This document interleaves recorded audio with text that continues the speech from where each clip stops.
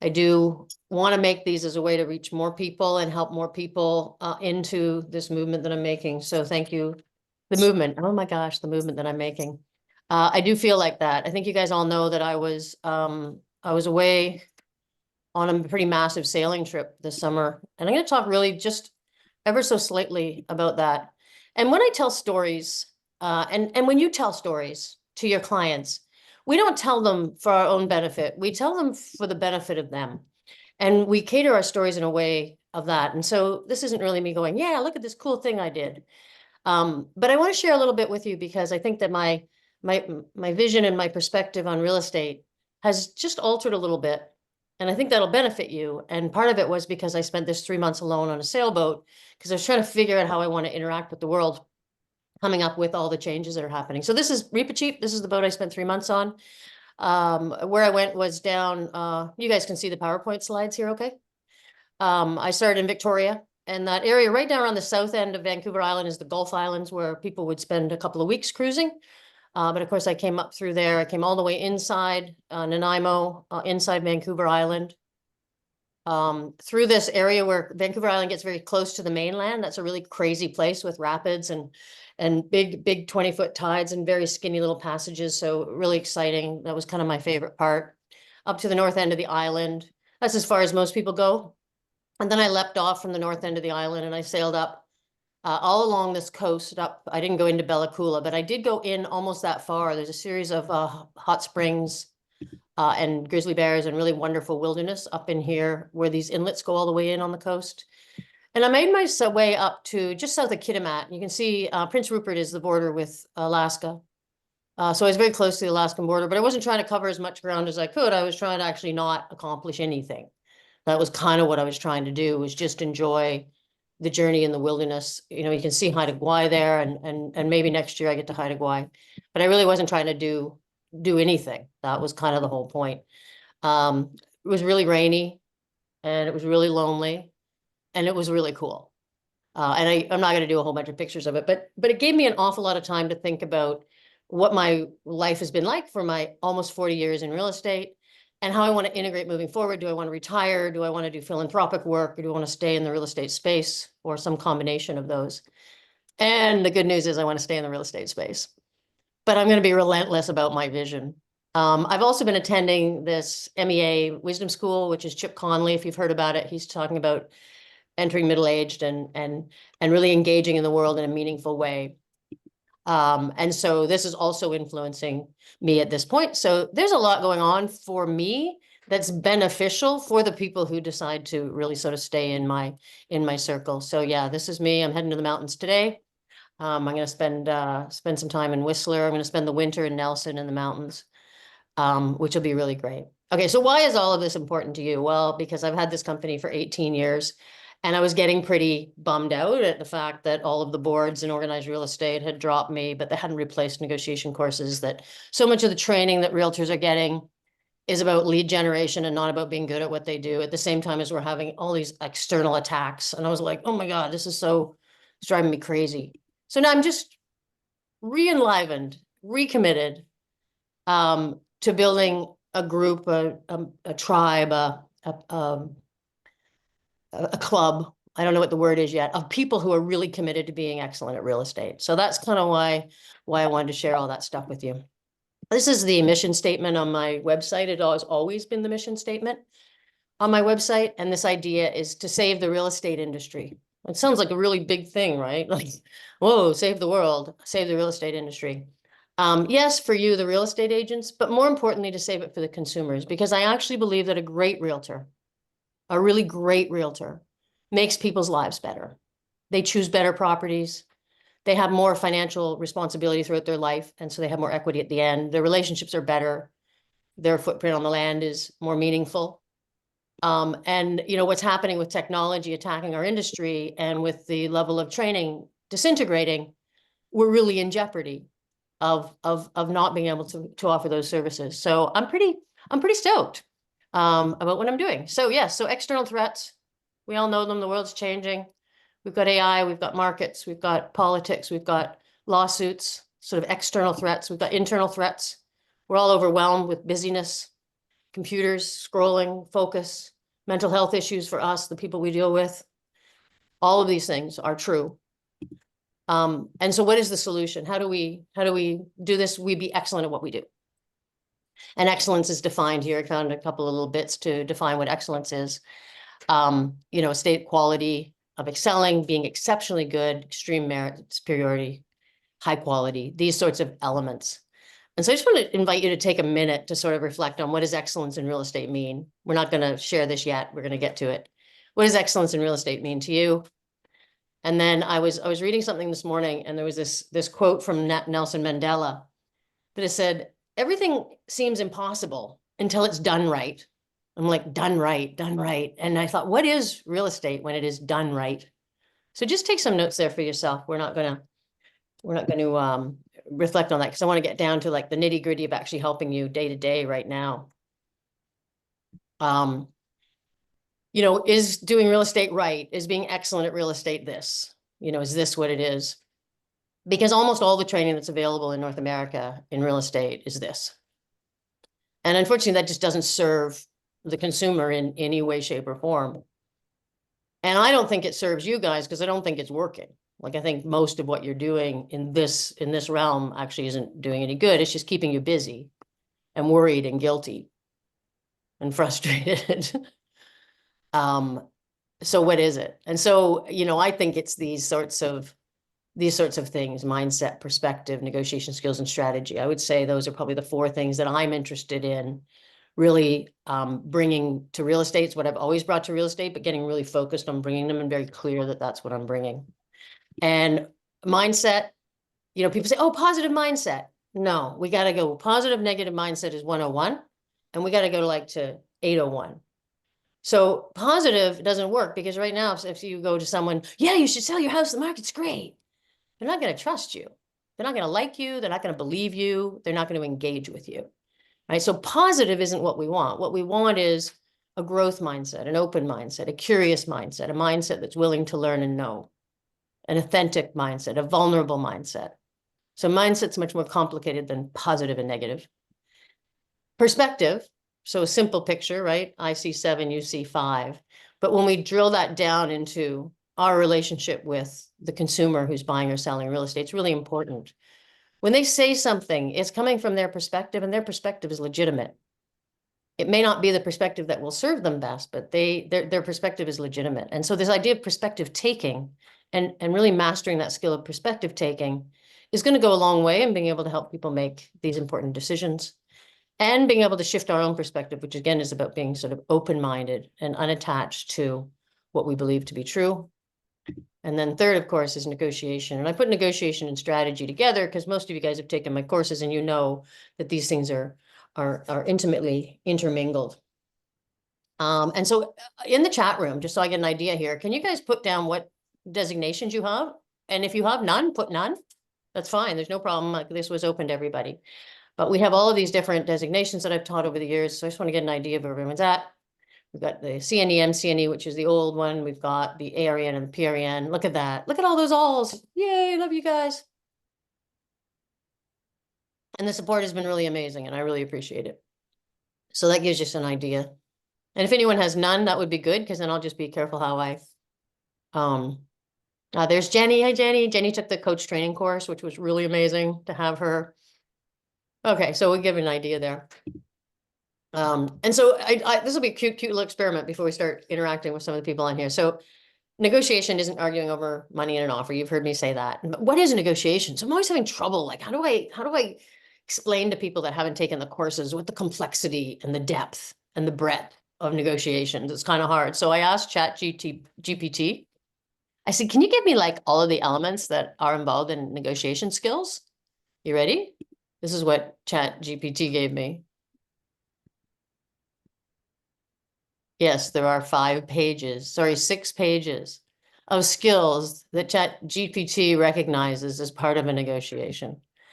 And I just thought that sort of says it all. We're not going to go over all of these, but you guys know it if you've taken the advanced negotiation courses, how much there is, how much of being a great realtor is about having high-level negotiation skills, because they're so much deeper and broader than we know. And then we'll go just to this slide because it's kind of fun. You know, I'm a big fan. And so education is not the learning of facts, but the training of the mind to think, which is what we need to do now, which is very, very cool. What I thought we would do today, I have some of my clients here. I was going to go back to this particular slide that has not much going on with this one. With this particular slide, I'm going to invite a couple of my clients up here because they're working really hard. And what's cool, I know a lot of you are doing consistent business right now, but my clients are all doing consistent business. And it's not easy, right? We do a lot of work one-on-one or in groups, whatever, the different people from different things. It's not easy to be staying in the deal flow right now. You have to keep learning. You have to keep learning. You have to keep learning. And so I just thought I would have them come up and then we'll have a chance for Q&A for me or for the people that I invite up. I'm going to do it in alphabetical order, you guys, just because that's the way. And so I'm going to just, let me get the stop share here. And I'm going to find Avril. Avril, where you at? Okay, there we go. Let's see if we can pin Avril up. Take your mute off there, Avril. All right, so Avril McNair. Hi, Av, how you doing? I'm good, thanks. All right, you nervous? I am, I always am. There's only like, I don't know, not very many of us here. I don't know how many there are. There's only 26 of us here. You're good. You're in friends. So Avril McNair, Bosley Real Estate in Toronto. Avril and I have a deep, deep history. We both worked at the same firm together. I always admired her. We got to know each other more after I left Bosley and got into coaching, and she's worked with me on and off over the years. And that's what a really nice coaching relationship is, on and off, because sometimes you kind of need a thinking partner and other times you're all good. And Avril's also done all of the negotiation courses, probably some of them a couple of times. Yeah, so Avril has a really special business. It's different than most in that it's highly productive. But she's, you know, she sort of doesn't really, she's not that busy. I mean, I know you feel busy, but compared to some of the people that do the kind of volume you do, you're not that busy. So that's kind of a thing on her. So I'm going to start with some questions. So in this idea of mindset, perspective, negotiation skills, strategy, those sort of skill sets that we talk about, how do they help you attract clients? I think that's always it, because everyone says, oh, I got to do more prospecting, more prospecting, more prospecting. And I'm like, I'm not sure you do. How do you feel those skills help you attract clients, Ev? Yeah, I think prospecting is exhausting. I think that you want a high conversion rate, right? So like if you're taking meetings, that's incredibly valuable. Like the time it takes to prepare for meetings, the time to actually be in the meeting, that's really valuable time. So you want to be winning those appointments. So I think there's kind of two things that you've helped me do. One is sort of that initial intake contact and how to skillfully evaluate whether or not this is good business. And sort of, you know, before I even get to the meeting, is this a meeting worth taking? And secondly, when I'm in that meeting, I think one of the things that I just so admire and am grateful for in the work that we do together is like you just have the best language. Like you have this way of just cutting right through to the point, which helps me to clarify my mind because I can get really caught up in all kinds of different things. So I love that it's like training for me to be clear, to be more concise in my thinking. And then it's also having, I think, a more skillful approach in terms of my language on how to speak to my clients. Oh, I love that. There's so much in what you said, you know, thank you. I was thinking about the high conversion rate, right? So, you know, people say that they're very busy in real estate, but they're really busy doing shit that doesn't work. And that's a really good thing to move away from. You really just want to be busy with stuff that works, right? So that's why low skilled prospecting is an incredible waste of time and energy and cognitive like feeling, right? Your emotions that go into it. So I think that was really, really good. This efficiency of speaking, and this is something we've been working on. You've always been pretty good at it. And now I'm seeing this next layer. So just so I hope it's okay, I share this. Avril's a single mom. I was also a single mom. I don't think that, I mean, a single dad would be the same thing, but there's more pressure on your time. And so this clarity that you're able to do, maybe just reflect on if you were able to have that sort of clarity and directness and effectiveness, back in a time where you weren't as stressed for time, back in the time where you had a lot more freedom. We didn't prep this question, so this will be good. Well, I mean, I do think that was one of my big takeaways from our first coaching. So I think that it was, which was pre-children. So that is one of the reasons that I went back to coaching, and specifically back to coaching with you, because I could have gone a different route in terms of who I did my coaching with. But I knew that being back with you is the right fit, because I sort of needed a reset. But I also feel like your business and what you're doing has evolved, and what I'm doing has evolved, and the way, like, and the skills that I'm getting, it's definitely like coaching with Sue's 2.0. Cool. And so just so you guys know, I'm not really pitching for clients here. What I'm trying to do is really drill down on the incredible importance of mastering the negotiation skills, right? Taking the course was good.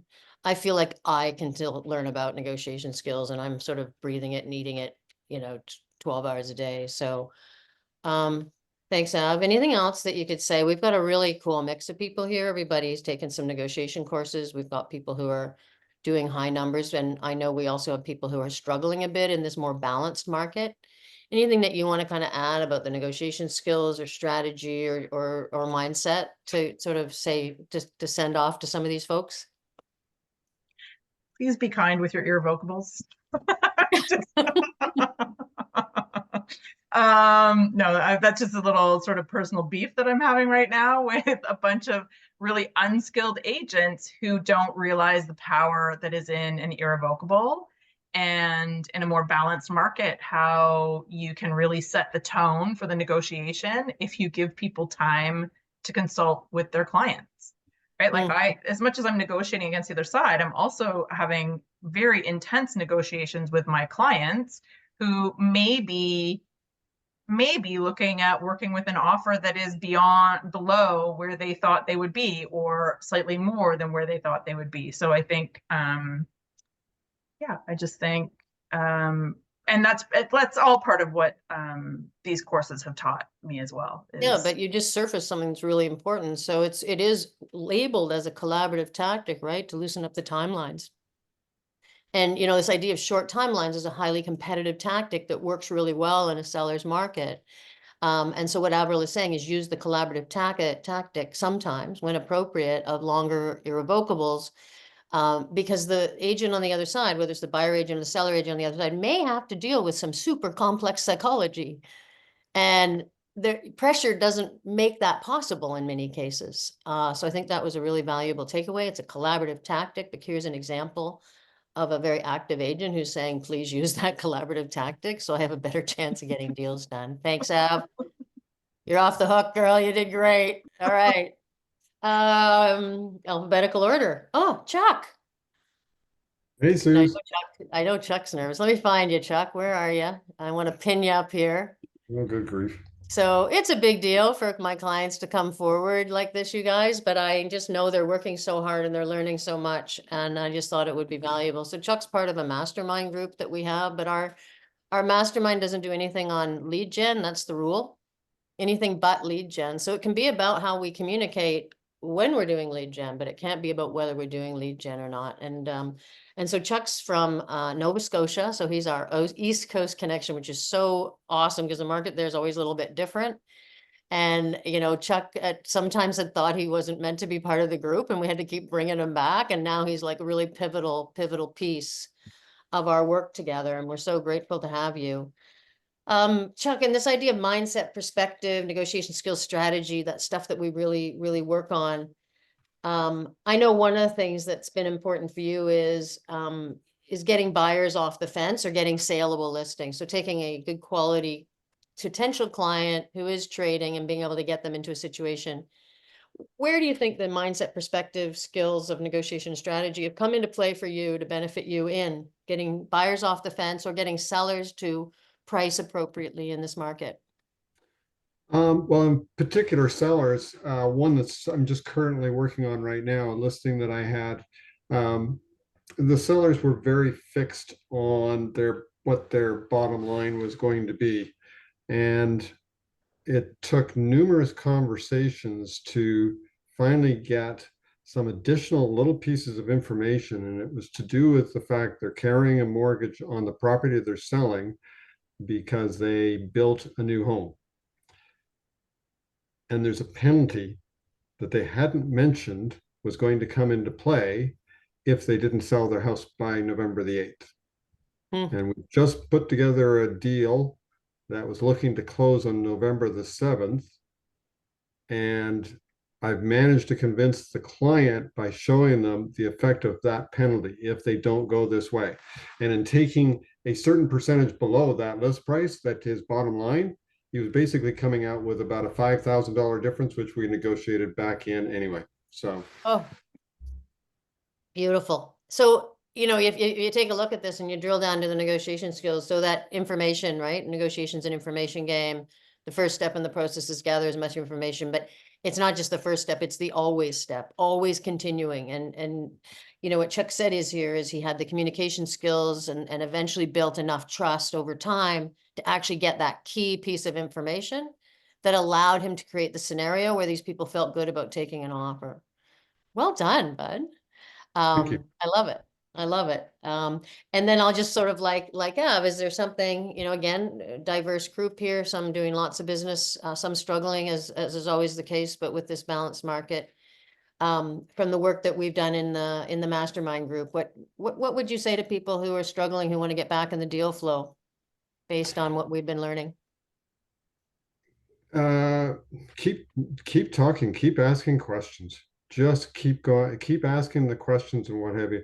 Not necessarily that you're drilling people at all and what have you, but it's having a conversation and not and almost steering it just to gain more of an overall footing of what the clients are thinking, what their real direction is.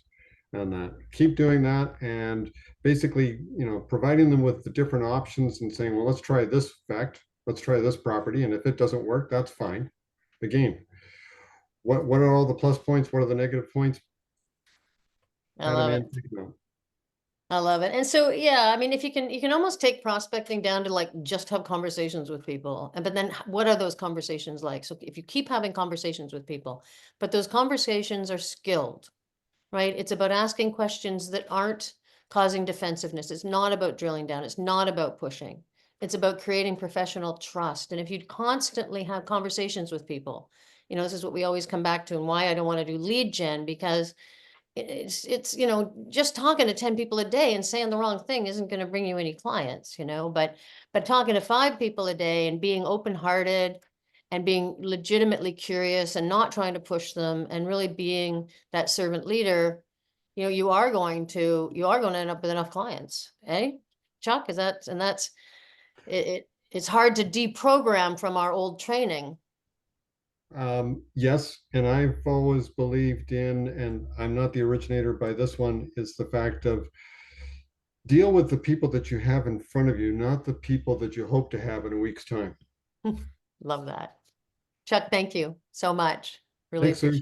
Really appreciate your generosity in sharing. And that brings us to Aaron Field. Hey, Aaron. Bonjour, hello. How are you? Let me just pin you up here. Aaron Field, Remax Hallmark in Ottawa. And Aaron and I have definitely worked on and off forever. It feels like, but on and off, because Aaron gets, you know, everything goes incredibly well. And so I know Erin extremely well. She does one-on-one coaching and she's part of our mastermind group and she takes every course. And you know, Erin's also a single mom. She's a professional paddler. She's a big part of her community, busy lady. So thanks for taking some time out of your day today. Which question are we going to ask you? So in the idea of mindset, perspective, negotiation skills and strategy, all of that sort of stuff. How does this help you get client commitments? So the idea that someone says yes, so that might be that they sign a contract, but we all know that getting a listing signed right now isn't really all that valuable unless that client is deeply committed to you because they'll take your advice in strategy. So when I say client commitment, I mean the whole thing, right? Yeah, I'll sign the document to be your your client as a seller or buyer, but also I'm buying in on you, girl, and I'm going to listen to you. How do these skills help you do that? Well, the quality of the client that I have as a result of the skills and the training that I've learned is super high. And the clients that I'm signing up are buying into, like, let's determine the list price the day before we go on the market, right?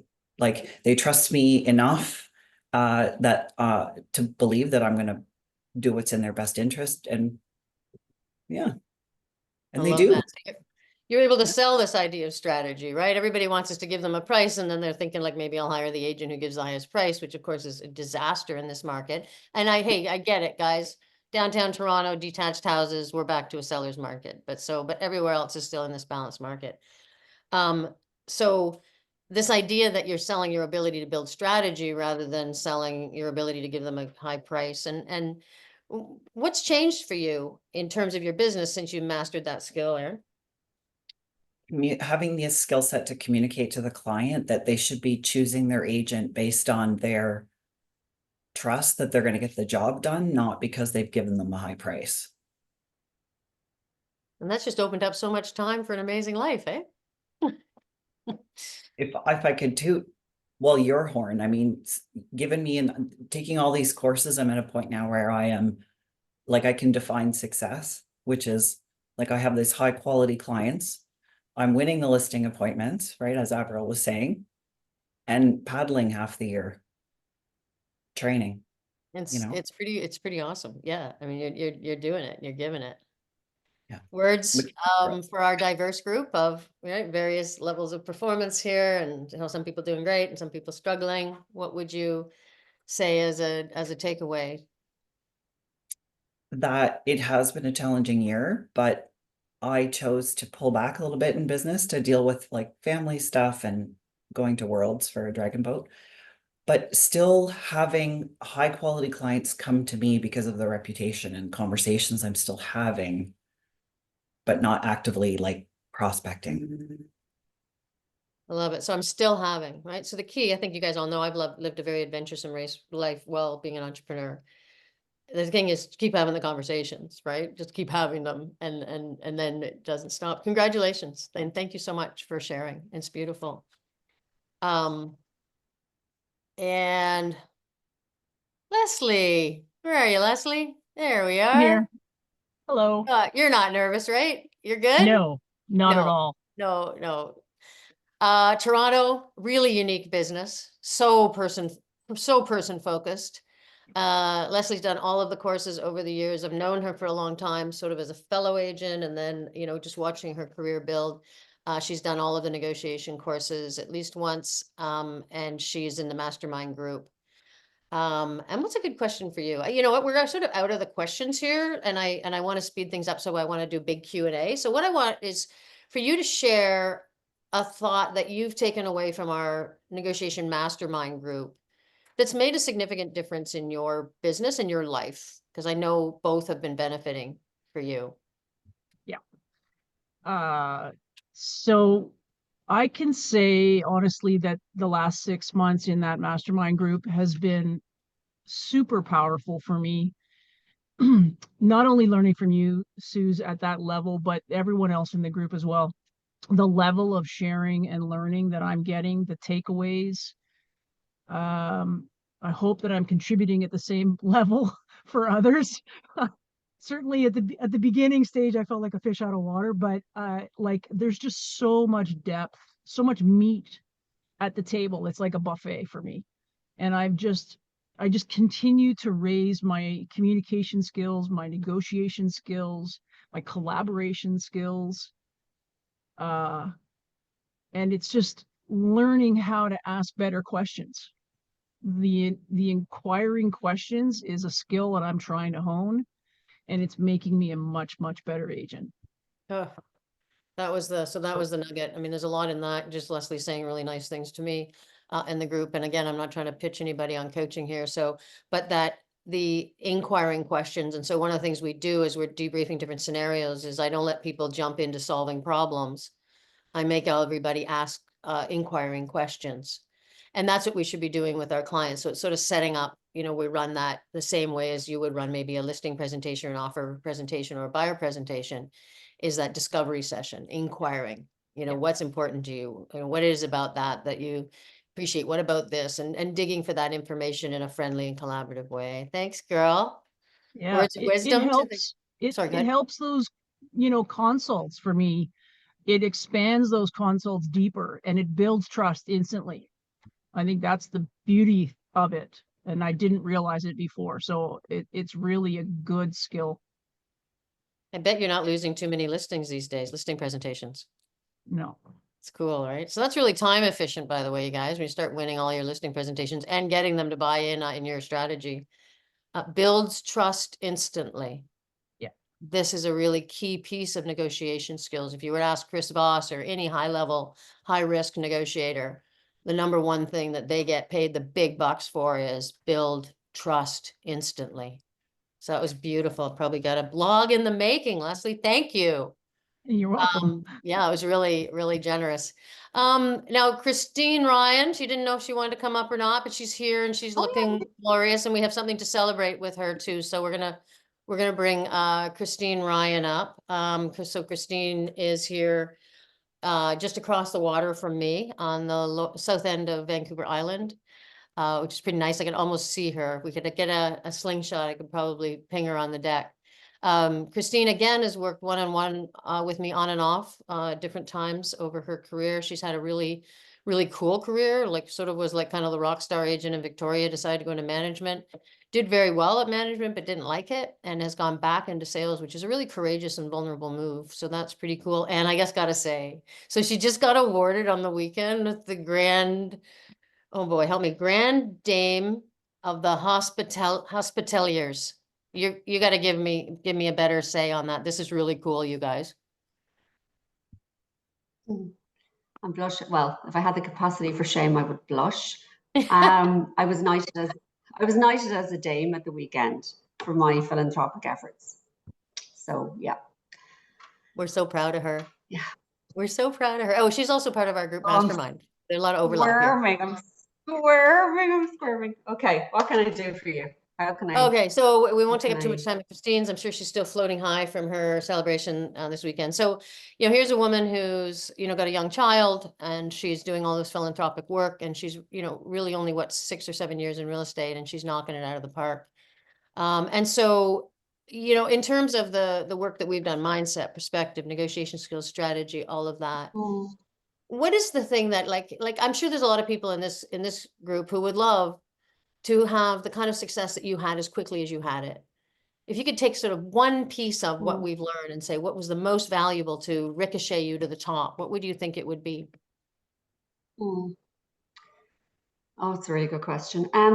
So I met Suze, I think I was about 2 years into the business, absolutely floundering, had no time. I was burning out, wasn't doing a huge volume, but felt like I had the weight of the world on my shoulders. It was just not going very well. Thought I was going to have a nervous breakdown and go on a rampage. So I went on a course with Suze. I've taken everything. I continue to take every single course, whether it applies to me or not. I've actually done the coaching course, even though I don't coach. I go to the opening of an envelope if Suze is going to be there. You mentioned, Suze, I think on my first course, you said, meet the client where they're at. Meet them where they're at. And that resonated with me hugely. And it was like a light bulb moment, and something inside me shifted. And how I show up for people, how I show up for clients, how I show up for other agents if they have a question, how I show up in my personal life, it has a trickle down effect. It completely changed. It's not about me. It really, really isn't. It's not about how shiny my hair is. It's not about awards I win. It's not about the kind of properties that I sell. It's nothing to do with that. It's nothing to do with me. It's about the client. And shifting that perspective it's a lifelong pursuit. And that's the pursuit of excellence. It's a habit. It doesn't happen overnight. I'll never reach it. It's not a destination. It will never happen. It's just something that I am mindful of every day. And if I can give a very practical example, as opposed to just talking That'd be great. platitudes and whatnot. Yeah. So on Friday, I was driving, and I was extremely stressed, extremely anxious. I was in a very, very bad mental state. I had a deal whereby my listing had blown up. We had multiple offers in this balanced market. It was not totally expected. House needs work, etc. Now, my issue was that I had not only a cultural barrier with my seller. My seller's Japanese, lives in Japan, and he has properties all over the world, but he only has one very modest house here in Victoria. So he only has one property in Canada and has no idea really how real estate works in Canada. So we had the language barrier, we had the cultural difference. All right. I also had to work through a translator and my client's lawyer. So there were so many cooks in the kitchen and so many layers of people that I had to communicate with to reach him and help him understand what it was that I was trying to achieve for him. So it was really, really difficult. I don't often do this, but I did panic call Suze, and she very kindly came to the phone and gave me a couple of minutes. Very, very quickly, I came to realize that I was bogged down in the process, absolutely terrified of the CREA code of ethics. How was I going to manage the presentation of offers with the client who didn't really understand that he had to choose an offer, or if he didn't, it was going to turn into, if you'll excuse my French, a total shit show. And it was a total shit show. And I was so concerned that it was just going to get worse.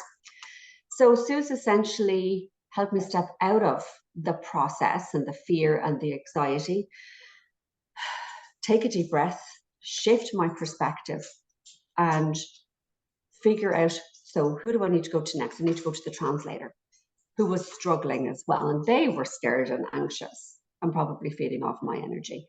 So I met the translator where they were at, and I worked with the modality of professional empathy. And I asked the translator to help me, to help my client, so that I could do the best thing for the client. If my client is not happy, I'm his fiduciary. If he's not happy with how quickly things are moving, if he's not happy and clear about what's actually going on over here in Canada and what his duty is and his responsibility is, well, then why don't we just put the pause button on? I can go and I can handle all of the agents. We have 5 offers in hand. Everybody was phoning. I can go and I can handle that. Figure out what it is that he really needs, how I can help him understand the process, how I can help him feel comfortable, and how I can help Christine, I'm just gonna butt in and ask Christine, I'm just gonna butt in and ask a couple of questions. Just I want to make sure we save enough time for questions.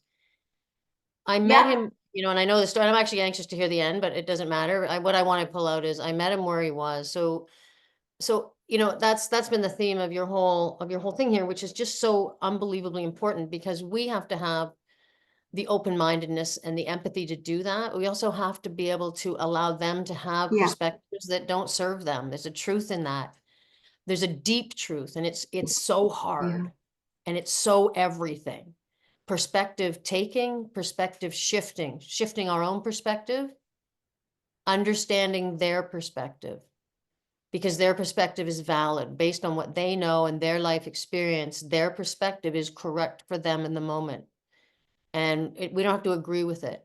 And that's what meeting someone where they are is. So congratulations, girl. You stepped in, and I was happy to help you. And all I really did was just back her off the cliff a bit. And the emotions, and this is an important thing that I think we talked about, was your clients aren't obligated to the CREA code of ethics or the board rules. You are. Your clients aren't. You have a fiduciary agency to your client who's not bound by those rules. Think about the complexity of that, but it's important, and you need to be able to integrate with that reality. Because the board rules are for you, not for them. The CREA Code of Ethics is for you, not for them. Christine, thank you for sharing. That was spectacular. So I'm just going to remove the pin because I really want to have time. We have an amazing group of people here. I really want to have time for Q&A. And so if you raise your hand or if you want to put something in the chat box, and it can be directed to me or it can be directed to one of our panelists from today. But we want to keep this to negotiation strategy, mindset, perspective. We don't want to get into the psychology of prospecting because I'm not doing that ever again. I'm done with that stuff. So yeah, who'd like to pose a question or a topic for conversation? Looking for hands. Use the reaction code, reactions, and then hands up if you want to speak. Or put something in the chat box. Eduardo, I could count on you. Eduardo, how are you? So nice to see you. Go ahead. You'll have to unmute yourself. Hi, how are you, Susan? I'm doing great. Well, first of all, thank you for doing this, and I think this is a great platform for all of us. I would think a lot of you are top producers, and even though maybe the market could be challenging right now, you've been in the business for quite a while. Anyway, so I think this is amazing. It's great information for all of us. There's always something to learn, and you can, if you can only take one thing and apply it to your business, I think it would be great because there's a lot of information. Anyways, so my something that I'd like to, I have a team right now, and we're 4, and we're expanding, we're growing. One of our team members is leaving the country, but still working abroad because she's a business partner. We've actually merged with her in our business, and now she's leaving in December. So we're trying to expand our team, and in the sense of having, and this is more to Avril. I don't know if you have a team or not, but you have. It seems like you have a highly productive business, which you said that, and talking about like a high conversion rate in your meetings, I thought that was really good. But do you, so right now with the growth of a team and all this, I have 3 children. I'm super busy. I'm handling a team, and I'm just wondering, so what do you do? Like how, I just wonder how your setup is. I'm just curious about how your setup is, and how did you grow your team, if you have a team? I don't know. I love this. I love this. I'm just gonna leave it to you, girl. So Suze likes this because I do not have a sales team. And that was a very deliberate and conscious decision on my behalf. I don't want to manage a sales team. I do have an admin support, and I have, I think pros and cons, and Suze and I kind of circle through this every 6 months to a year. Every once in a while we come back to it. I am basically running a staging business so I do my own staging, and I have a staging warehouse, and I have what I call a listing coordinator. And so I have quite an elaborate setup on the staging piece. Which often feels like I'm running 2 businesses in one. And sometimes I'm like, oh, should I just get rid of the staging piece? So I cycle through that every now and again. So I think it's totally natural in terms of like operating your business to be reevaluating it.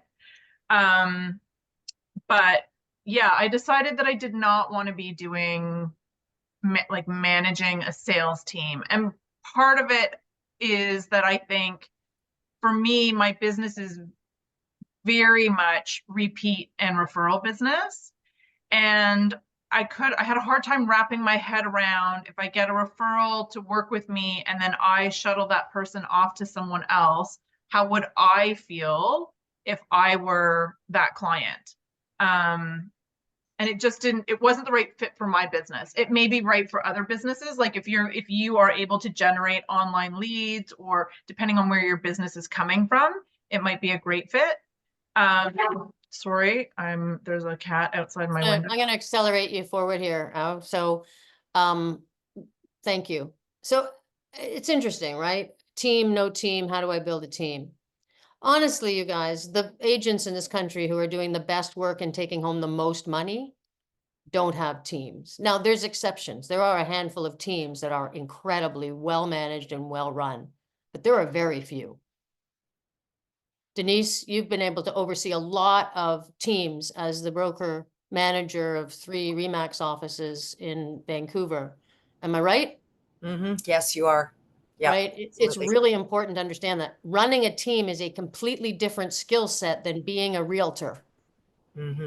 Say that again. Running a team is a completely different skill set than being a great realtor.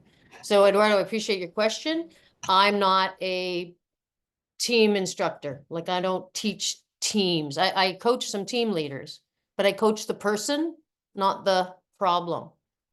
But I'd be open to come to a conversation of whether it's the right move for you, because yeah, it's a biggie, but it's different than being a great realtor. It's being a great manager. Eduardo, thank you for the question. Good. Who else would like to have a question about all the stuff we've talked about being in the deal flow here, negotiation mindset, perspective, strategy? I'm sure you guys have questions. No being shy, you guys. I guess I should have attempted some. I should have just created some. All right, let's think of one. I know one. I know a couple things. I'm gonna okay, wait, maybe someone, now that I'm moving on, they're like, oh, wait, I should have had the courage to step in. Okay, another chance to step in for those guys. Oh my God, you're realtors. You're not supposed to be this shy. Okay, we got Christine and then Eric. Yeah, okay, Christine and then Eric. Thank you. I have a question for, I would love to hear from somebody who perhaps hasn't spoken in relation to the, I suppose, the balanced market.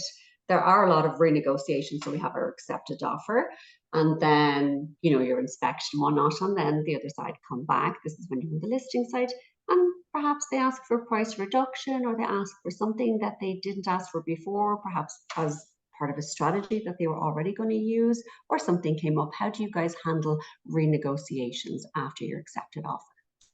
Okay, so I love this question because I did send to the people who are going to be on the panel today. I put out potential questions just so they could sort of get in the game about what I might ask them. And one of the questions was, dealing with buyer's remorse or renegotiations after negotiations. So I think Christine's picking up on that, and it's a really important one. The people who answer, Eric, you can take your hand down because I know you're next to ask a question. And then I see Wendy's hand up too, but I'd like to know who would like to respond to Christine's question. But here's the thing. I don't want you to just tell a story because we all have a lot of stories and stories can spread out and take a lot of time. What negotiation skills or strategy or mindset helps us in the situation where we have a renegotiation? Wendy, did you want to speak to that? Oh, it's not. Oh, sorry. Wendy just wants to be admitted. She probably doesn't want to speak because she's just getting here. Who would like to speak to that? We'll go. Christine had asked for someone who hasn't spoken yet, but then if nobody steps up, we'll go to the panel. Denise, I bet you face this a lot. I bet a lot of your agents before you, I know you've gone back into selling, but I bet a lot of your agents will come back and go, oh my God, they want that. And you had to be the level-headed speaker about how to help them. Do you want to maybe spread some light on this for Christine? Yeah. I mean, it's a really tricky one, right? I think the bottom line, when I've been dealing with agents that, are in this position where, they're this listing agent and somebody's come back with that, is to really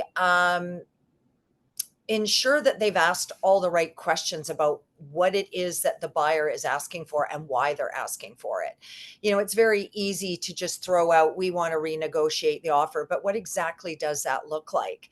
And I find that often the agents haven't asked the questions. They've just reacted to the fact that, well, we've got a binding contract, they can't do that, and they go into the defense mode. So it's a case of going back and asking questions. So, to the buyer agent, so tell me, what is it exactly that the buyer is looking for? Is it a result of the building inspection?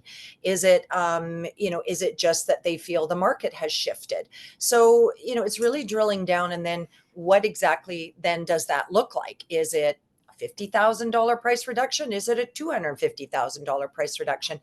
And then once you've drilled that down, then you need to go and have a conversation with the seller with all the facts so that you can present it in a factual manner, remove as much emotion as you can, because you know it's going to be an emotional reaction on the seller's part. And they may very well just go, no, that's the end of that. Don't want to hear what you've got to say.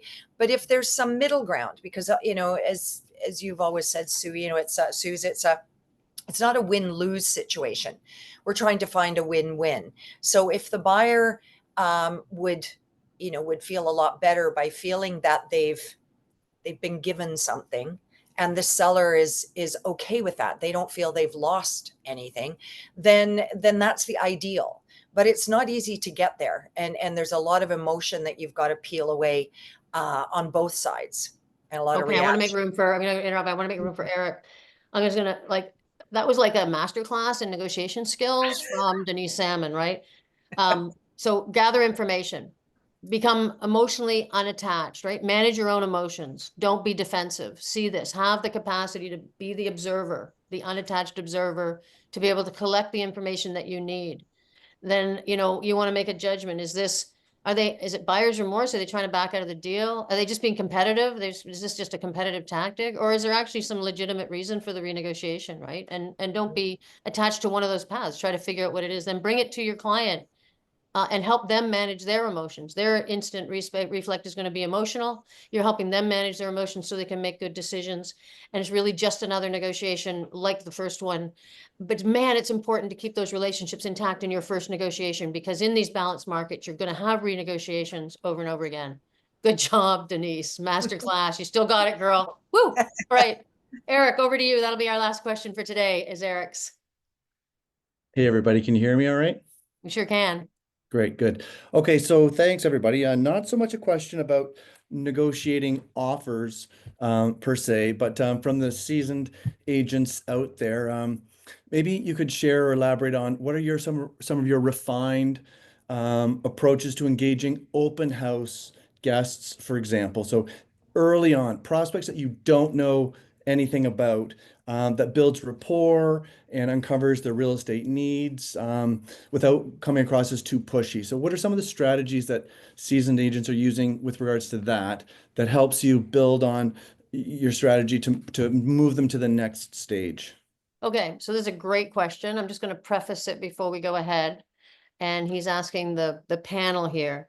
We have a remarkable difference between BC and Ontario and what you have to do in an open house. So BC agents, if you're answering this, just ignore the paperwork side so we don't get everybody confused.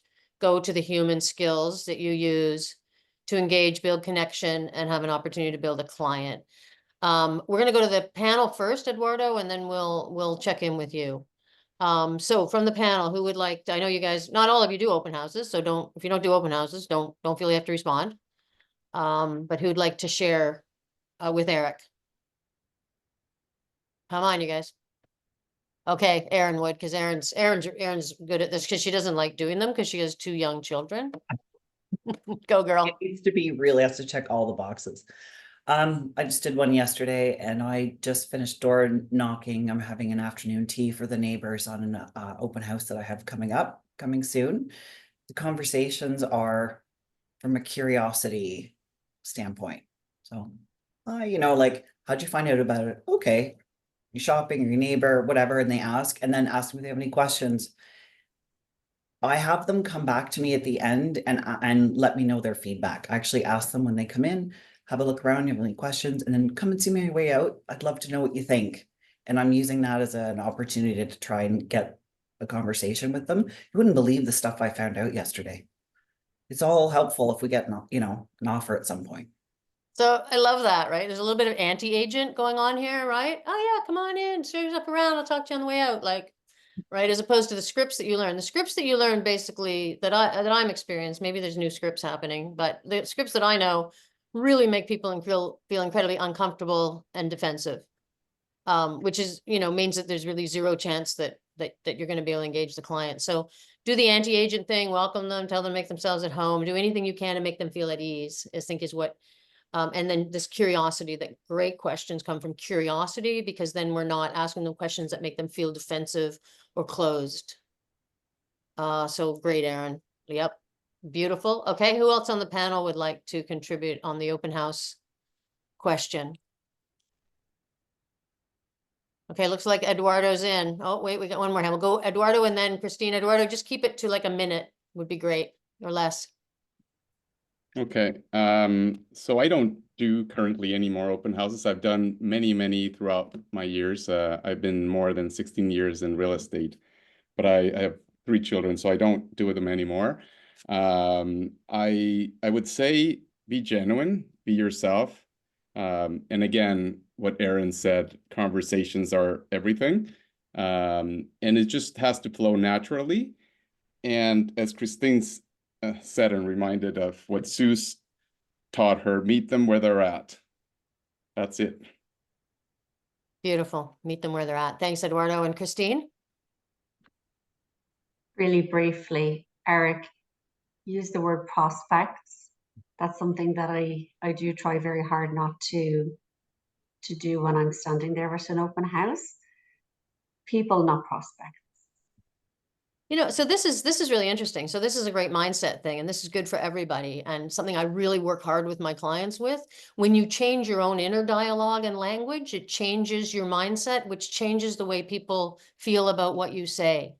And so, and it's hard because you're so taught prospect, lead gen, right? All this stuff. But when you take it out and you call them human beings and people and business development, and you use language that's more professional and more respectful, even in your internal dialogue, everything changes.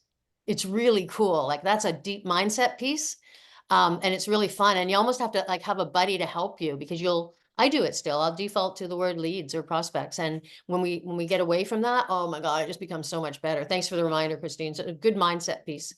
Okay, so I'm going to go back to sharing my thing here. Where is it here?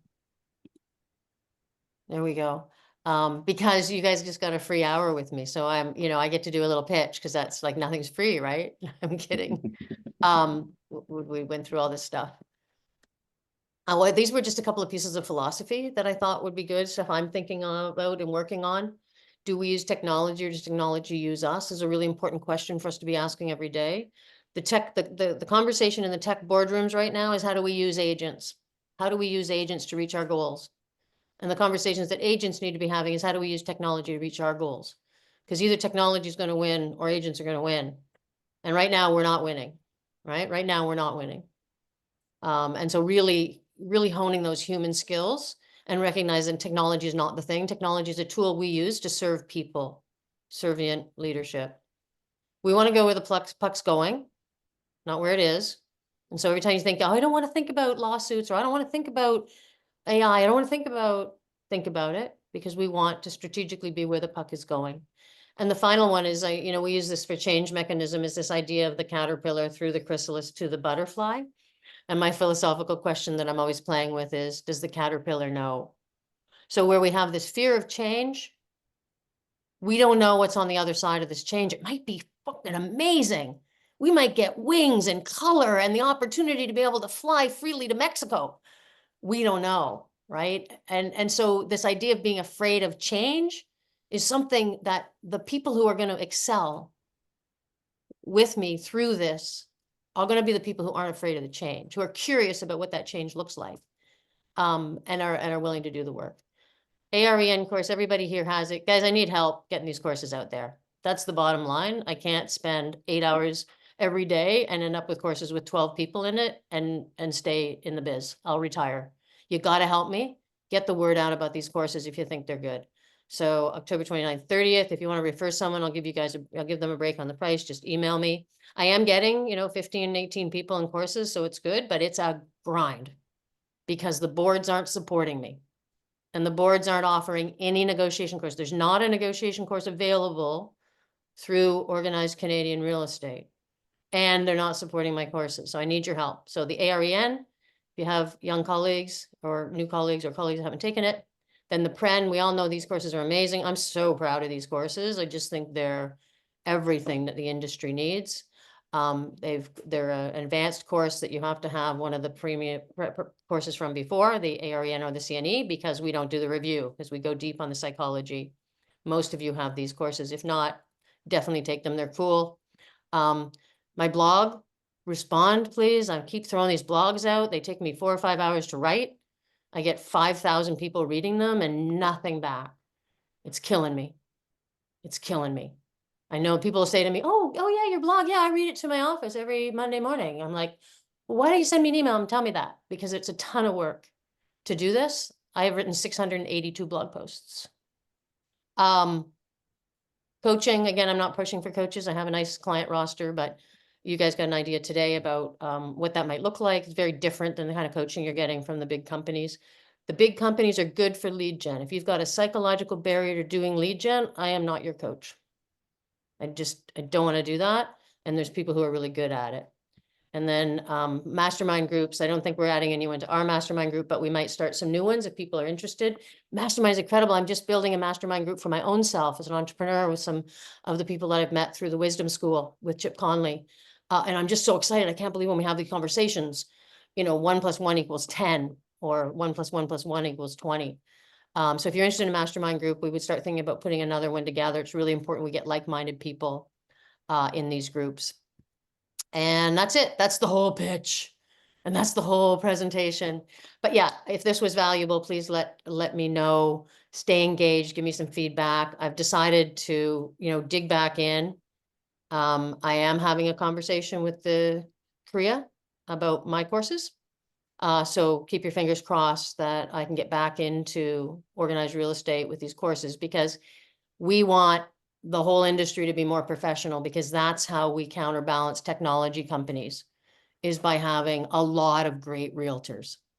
A handful of great realtors isn't enough. Make sense? All right, I'm going to stop share and we're going to stop the recording.